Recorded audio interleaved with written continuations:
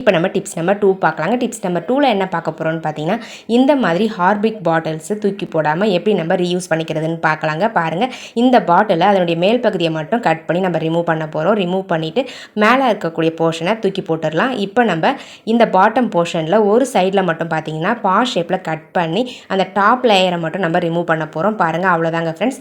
பாட்டமில் இருக்கக்கூடிய அந்த போர்ஷனை இப்போ நம்ம யூஸ் பண்ணிக்க போகிறோம். அதுக்கு முன்னாடி இந்த மாதிரி சைடில் வந்து ஒரு ஹோல்ஸ் வந்து நீல வாக்கில் போட்டு விட்டுக்கோங்க. பேக் சைடில் வந்து பார்த்தீங்கன்னா இந்த மாதிரி சின்ன சின்னதாக ஹோல்ஸ் வந்து போட்டு விட்டுருங்க ஃப்ரெண்ட்ஸ். அவ்வளோதாங்க. இந்த மாதிரி போட்டு எடுத்துட்டிங்கன்னா போதும், நம்மளுடைய சூப்பரான சிம்பிளான சோப் பாக்ஸ் வந்து ரெடி ஆகிடுச்சுங்க. இந்த பாக்ஸை நீங்கள் அந்த ஹோல்ஸ் போட்டுக்கொள்ளிங்களா, அதை யூஸ் பண்ணி இந்த மாதிரி ஹூக்கில் வந்து வாலில் ஹேங் பண்ணிக்கலாம். ஹேங் பண்ணி விட்டுட்டு இதில் நீங்கள் சோப் வச்சு யூஸ் பண்ணிக்கலாங்க. இந்த மாதிரி சோப்பை வந்து ஃபுல்லாக வந்து வைக்கக்கூடாது, பாதியாக கட் பண்ணி தான் வைக்கணும். ஏன்னா இது வந்து ரொம்ப வெயிட்லாம் தாங்காது. ஸோ பாதி அளவுக்கு சோப்பை வந்து கட் பண்ணி வச்சு யூஸ் பண்ணிக்கலாம். ஸ்க்ரப்பரும் இதிலேயே வச்சுக்கலாம். நம்ம சோப்பு அதுக்கப்புறம் ஸ்க்ரப்பர்லேருந்து வரக்கூடிய தண்ணி வந்து அந்த ஹோல்ஸ் வழியாக ரிமூவ் ஆகி வந்துடுங்க.